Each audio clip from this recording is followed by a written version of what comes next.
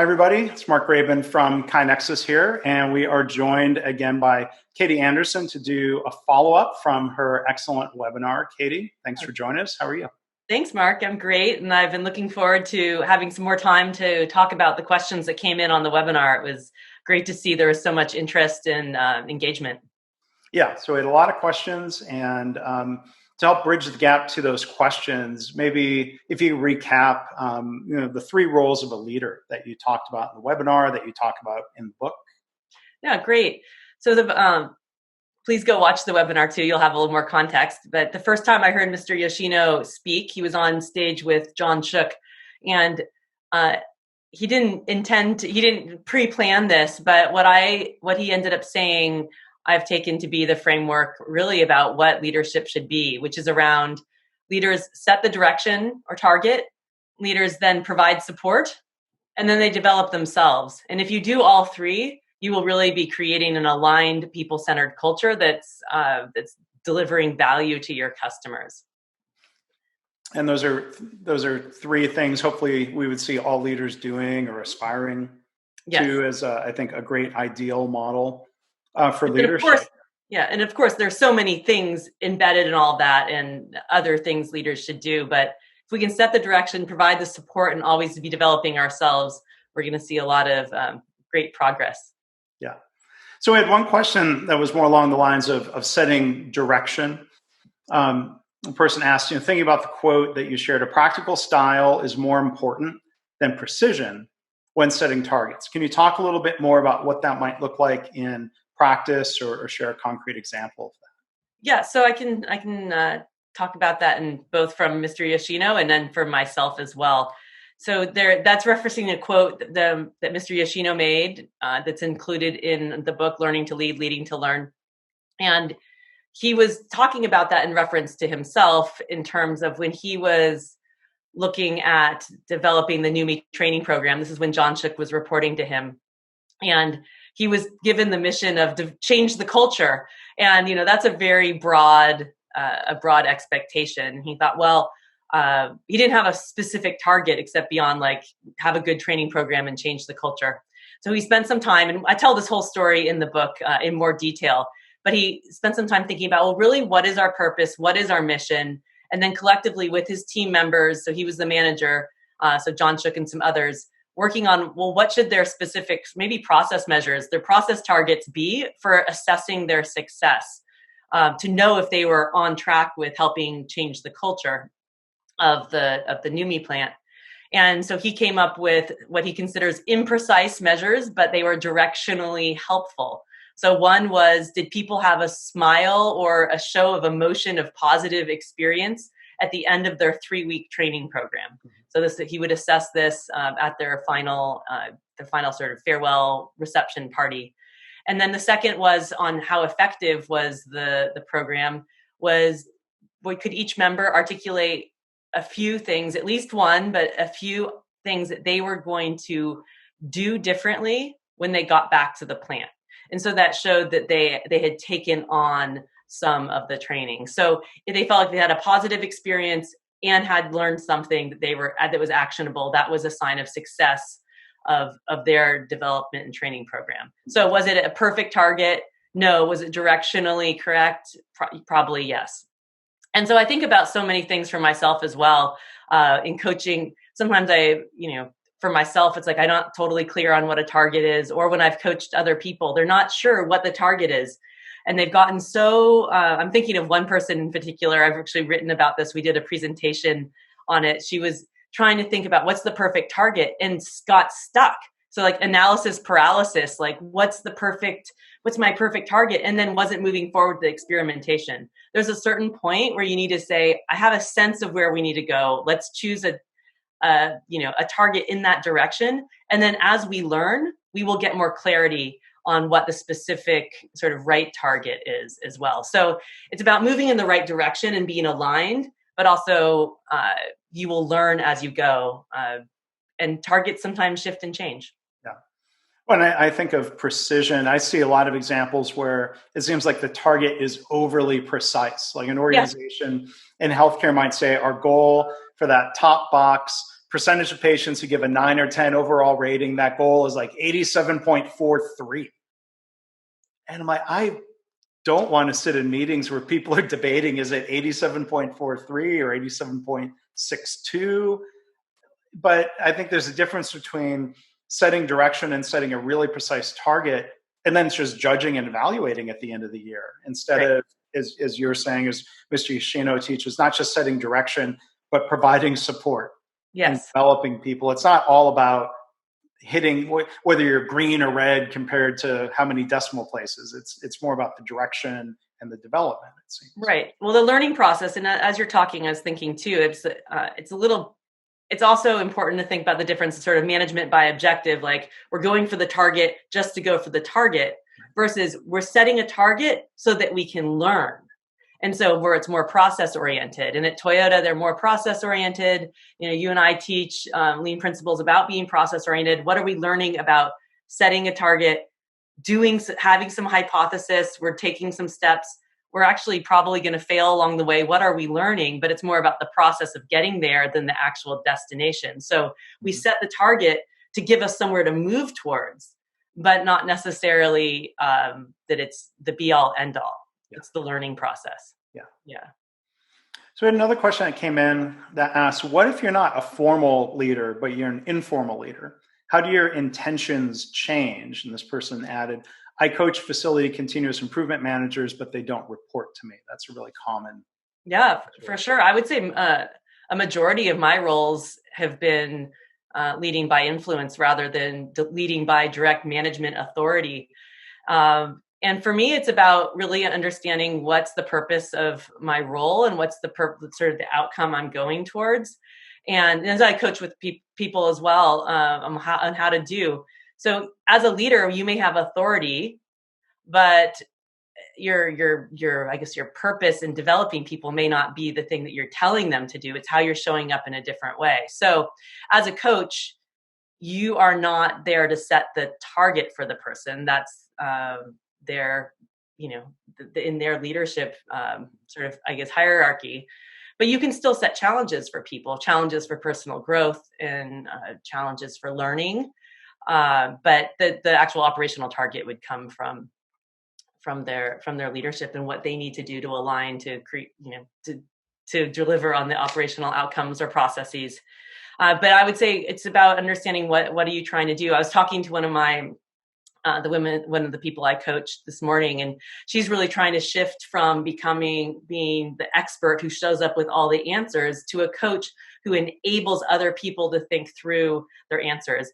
And as a coach, we have expertise that we bring forward, but it's not in the specific problem or operational function that we're helping people with. So it's just understanding that differentiation of my intention is to help someone else move forward in solving a problem that they have ownership for, versus I need to come in and solve that problem. And I'd say that'd be the same as whether or not you're a leader with authority or leading by influence. Mm-hmm. Yeah, and that reminds me of John Shook has shared this quote, and it was I think some of it was directed in the development of Gary Convis, who joined NUMMI and Toyota pretty early in their expansion into North America. And that quote that's always passed along is lead as if you have no authority. So even when you have that formal authority, I think that's an interesting mindset of not falling back on saying, well, do it because I said so. Yes, right. And again, this is where the differentiation is. Leaders set the direction, but then it's not about telling someone how to do it or doing the actual problem solving. It's the providing the support so that he or she can actually then move forward and solve that problem or move towards the challenge, et cetera. And so that's the differentiation of sort of the telling, which is where maybe the authority comes in, and the support, which is where the influence comes in. Yeah, because you can't make other people change; they have to change themselves, and that gets back to some of what we talked about. Like, you can't just change culture, but you can provide situations and experiences that help people change for themselves. Yeah. So on the topic of Toyota, somebody submitted a question here. I have many similar Toyota experiences to Yoshino-san. Did Mr. Yoshino have any experiences of people who really didn't want to think and to develop? Or is that something you've talked to him about? Well, yeah, that was a great question. And I was going back and thinking about some of my writing and the stories they shared. And I thought of two, it may not be the exact answer he would give, but if I go back and think about these experiences, two sort of come to mind. So one of stories he's told. So one was during the ConPro program, which was a intense leadership development program for Toyota's senior managers. Like this is like the top 1,000 managers, just under the most senior executive band, about how to learn to lead again. And Mr. Yoshino talks about retightening the belt. It was 10, 12 years after the real focus on quality circles, and the senior management thought that their executive team had sort of forgotten how to do this. So basically, the long story short is that Yoshino and a few others were directed put together this leadership development program, and the managers, it was going to be 2 years long. These senior leaders in their 40s and 50s generally had to write A3s by hand, which was not had become not the norm. And this is really what helped embed A3 thinking at Toyota. And they had to give presentations to the executive team every 6 months. And Mr. Yoshino recounts how there was one manager, a senior manager, who was grumbling about, you're making us do all these things that, are added work on top of our, just what we need to do for day to day. I mean, who hasn't heard that before? I've heard that so many times. And it's true. It felt like an additional burden and didn't really want to do it. And here's, Mr. Yoshino in a sort of a supporting lead by influence type of role. And he said, well, your executive said you have to do this. And, really helping those leaders, just showing up and offering help. And he comments how later the manager said, oh, Mr. Yoshino, or Yoshino-kun is how the diminutive they would have referred to him. I'm really starting to see that this is helping me think through my problems. But he was super grumbling and not wanting to be participating in it. But it came around. And then another example I thought of is fast forward, almost 25 years, when Mr. Yoshino was towards the end of his career. This is the failed water ski boat business that we spend a lot of time talking about, that many people probably aren't aware of. I certainly didn't know about it. And Mr. Yoshino was one who came up with the idea. And we go into depth about this, but towards the end of the project, he was put in charge of helping develop or figure out how to make the manufacturing facility work. And unlike NUMMI and Toyota's other auto expansion efforts, like at the Kentucky plant or out in Toronto, there wasn't as much effort to teach the people who were manufacturing. They were Americans, so they had not been steeped in Toyota's culture around Toyota production system. They had not gone out to Japan to learn, what this was all about. And he had a really hard time. And to teach and develop these people. And what I find really humbling and sort of more easy for many of us to connect to is that Mr. Yoshino's experience in this end of his career was more similar to how many of us are in terms of trying to develop this type of thinking and practice and cultures. So it just talks about how challenging it was to start when people really truly don't know a lot, and what effort it took from him, and the things he feels like he failed on in not doing it as effectively. Ultimately, the business failed for a variety of reasons, but one of which is that they didn't successfully really shift the culture to one of more of the Toyota way mindset. Mm-hmm. And it's good that he would share reflections around a story like that. Sometimes people only want to share their success stories, so there's so much to be learned from reflections around something that didn't go well. Yeah, and actually, so he's always talked about the failed water ski boat business, but it was really only in the 6 months leading up to finishing the book that we really were able to go deep. And I just kept asking a lot of questions, trying to unpack like what happened in this decade. And it was hard for him to go back because he felt a lot of burden for mistakes he made. But also there was this transformation time in one of our conversations where he moved from looking kind of sad and ashen to like, whoa, I'm actually seeing this in a new light. And that was really a special moment for me as well, where he saw some levity. Yeah. So another question here. You mentioned using the what and how to ask open-ended questions. So how do you get to asking the 5 whys by using what and how? If you can talk about that. Yeah, great. That's a great question. So I was only giving a very brief highlight of asking questions. So when I go a little deeper in asking effective questions, I talk about how it's important to understand the intention behind asking the question. So first, am I here to help the other person think more deeply, opposed to what's for me to go on my head? So usually what and how are the more effective questions to explore that. Why questions are really important too. But I caution why questions that we often bring them in before we're really looking at causality. So why is really important when we have a clearly defined target and actual, and now there's a gap. And now we ask the 5 whys. Sometimes though, people ask why unintentionally sounds judgmental. Like, why did you think that? Why did you do that? It's not about the causality of the actual gap.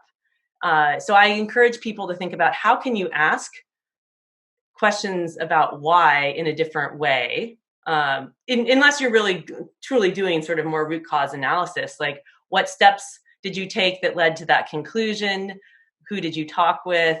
And getting more about the process so it doesn't sound judgmental. But absolutely, the 5 whys can be very helpful, but make sure that you're really looking at causality rather than of the gap, rather than trying to discover like the current situation. Yeah, because that you're right. The why, even if it's asked in a non-judgmental way, sometimes can create a little defensiveness. I think can be a natural reaction. Some of this probably depends on the culture of the organization. It's similar maybe where in some organizations the word problem, like a problem exists, it's fact, it's not the end of the world, and we're comfortable with the word problem. You've probably heard as much as I have, people say, oh, we don't like to use the word problem around here. And that's telling. Maybe it's just about where the culture is at that moment. Yeah, great. You want to call it an opportunity, call it an opportunity. But instead of why, and some of this gets to be maybe tortured language, but I've heard some people suggest we could say, instead of asking why did the pump fail, we'd say, well, what allowed the pump to fail? It's trying to get to the same cause. Yeah, I think it's just important to think about the intention behind it. And is it 1, because you're asking it to help the other person think, and 2, have you really defined a problem? And once you've done that, then the 5 whys can really help. Yeah. And there would be, a difference between, I think, why and you together. Why did you? That immediately, I think people probably just freak out and stop listening. Why did the pump fail is different than jumping to causality and asking, why did you not? Yeah. Why did you not do that? Oil on the pump. Yep. And again, tone matters. And why can be a great question. It's more to just raise your awareness of the possible impact it can have, and going back to the intention of asking and then the delivery.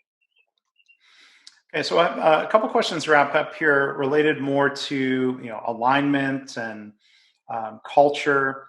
So the first question is, what's a good way to start with direction setting as a manager or a formal leader if your company isn't using formal Hoshin-Kanri / strategy deployment method? Yeah, I would say, again, go back to as a leader, you own setting the target for your people. So even if you don't have clarity on where you should go, and then what's your best understanding about what does your team need to be doing and setting targets for them. So go back to Mr. Yoshino's comment, even though they did have Hoshin established at Toyota, he was handed a very amorphous, change the culture. But so what specifically did his team need to be doing? I would say you own the direction setting for your people, and then it allows you to have that conversation and ask the questions to your leaders, even outside of a formal Hoshin process.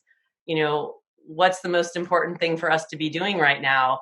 How does the work that my team is expected to deliver fit in with that? And it allows you to have those conversations.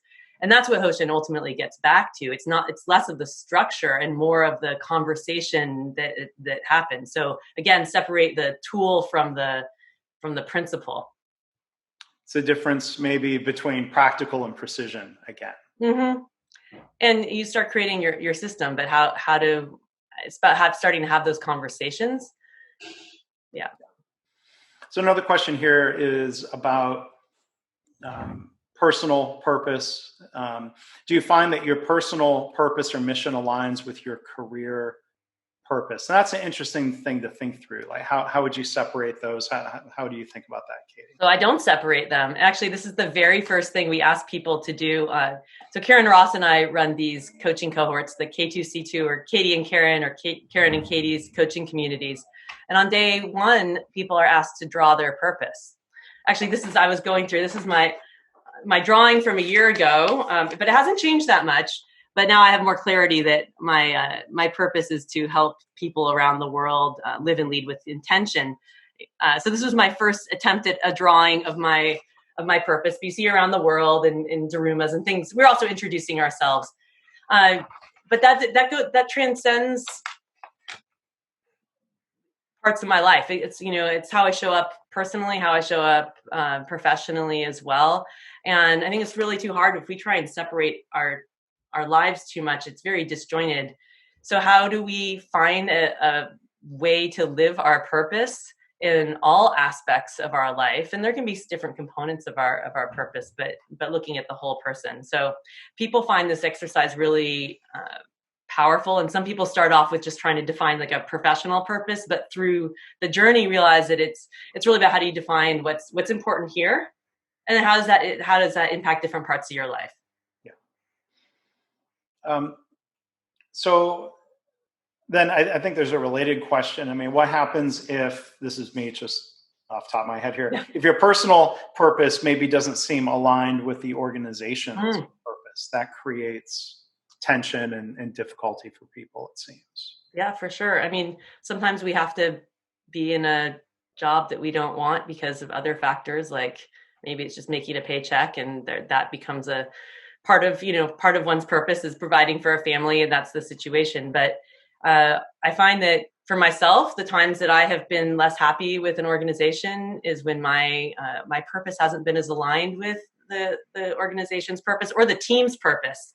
Or the way things are working. Now, I've often worked for organizations that have a really clear mission and purpose that I'm very aligned to, like healthcare. Right.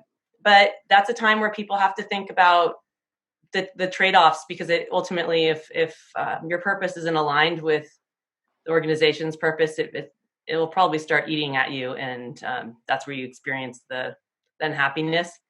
And sometimes you have to make those difficult decisions, but yeah. So here's a difficult question. What's the very first step? Well, maybe it's a short answer. I don't know. It's a heady question. What's the very first step to change culture in an organization? So you talked, in the book and in the webinar about this idea of change culture. Easier said than done, but where would you start? Yeah, well, I think it starts with you or me or each of us. So, we talked about this in the webinar with how Mr. Yoshino's like, you can't just set out to change a culture. Culture is created by individual people, and it's the collective sort of norm that's established. So how can you help? How do you show up differently, and how does that then influence the broader culture? If you think back to the paint story that I told, Mr. Yoshino's very first experience, if his managers had acted in a very different way, that would have set him on a different course and trajectory. But consistently, people were responding the same way to different mistakes happening by all these newbies. Well, that was a sign of the culture. But really, I think this is a big topic, when I've been in there's no easy answer to this, you're right. But I think about how do we show up differently? My mom's a therapist, And so I grew up with that model, and she's always talked about the dynamic. A dynamic is what exists between people or different, objects. And by changing yourself, you automatically change the dynamic. And I see the same thing about a culture as well. So how do we start rewarding the types of behavior that create the culture that we want to be seeing? Mm-hmm. And how do we start with ourselves? Because we can't change anyone else, but we can help provide the conditions for people to change themselves. And then and it gets back to how do we change ourselves as well? Because it's not, I'd be curious to see how your perspective on this, but so many times, like when especially earlier in my career, we're asked to change the culture. We want to create a lean culture in this hospital, and right. Start with projects or the middle managers without really the senior executives having skin in the game too. And we had to help shift the mindset from everyone else out there needs to change to I also play a role in this. And so what are all the things we all need to be doing to change in alignment with that vision of what the future looks like? Yeah, I mean, I think culture or acceptance of change, starts in the mirror, and it starts one person at a time and builds from that.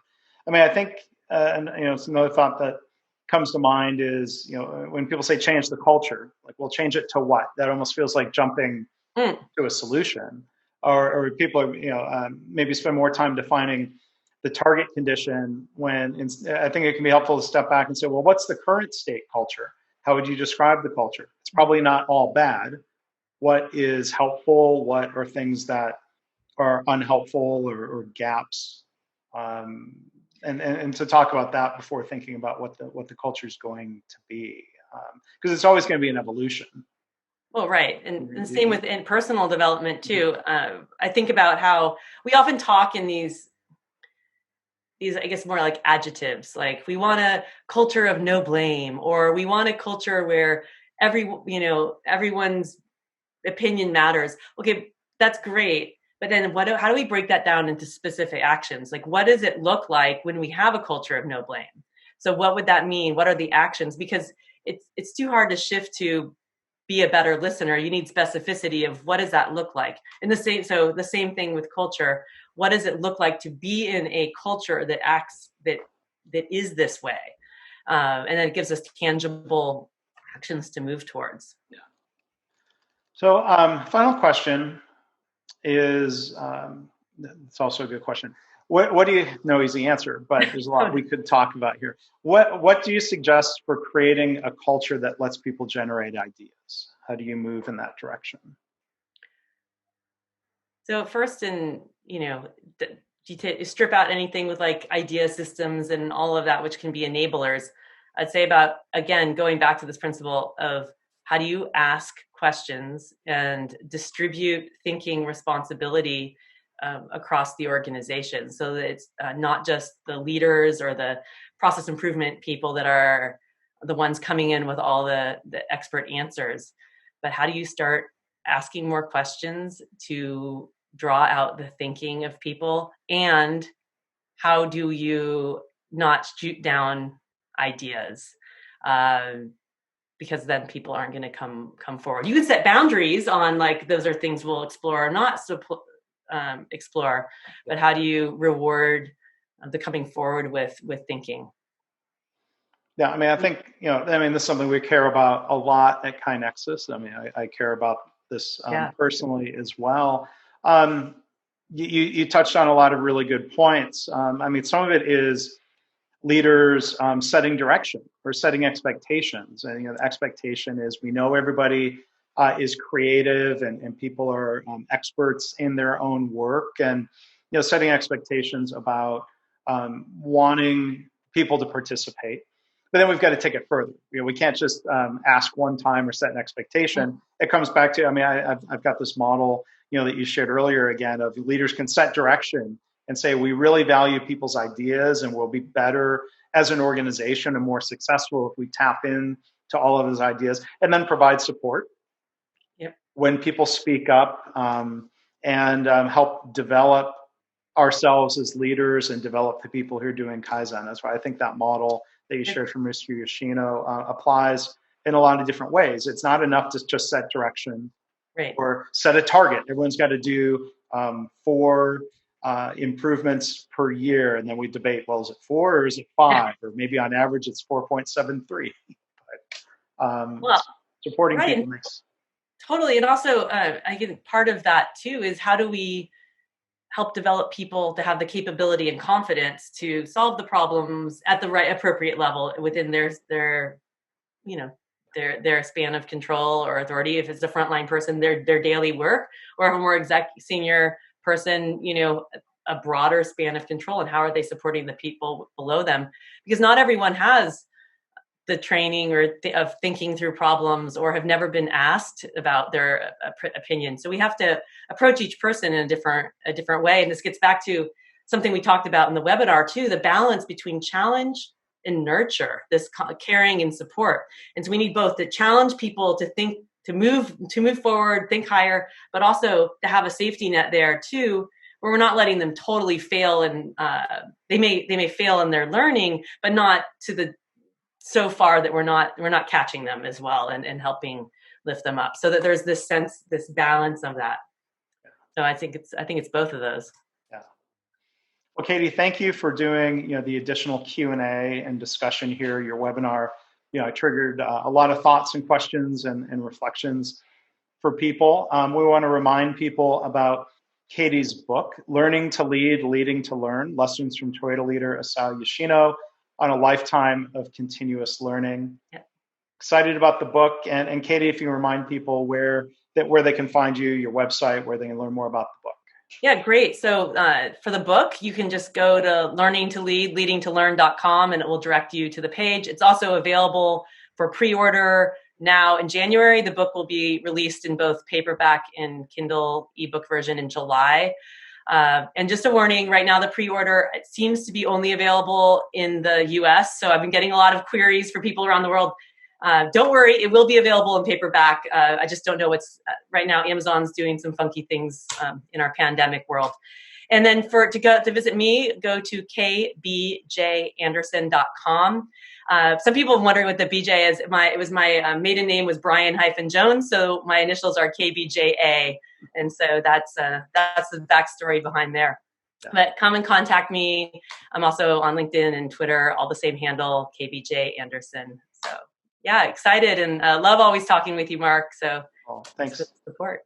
No, I always enjoy it as well, and I'm really excited about the book and continuing the conversation over time here. Yeah, thanks. Great. Thank you.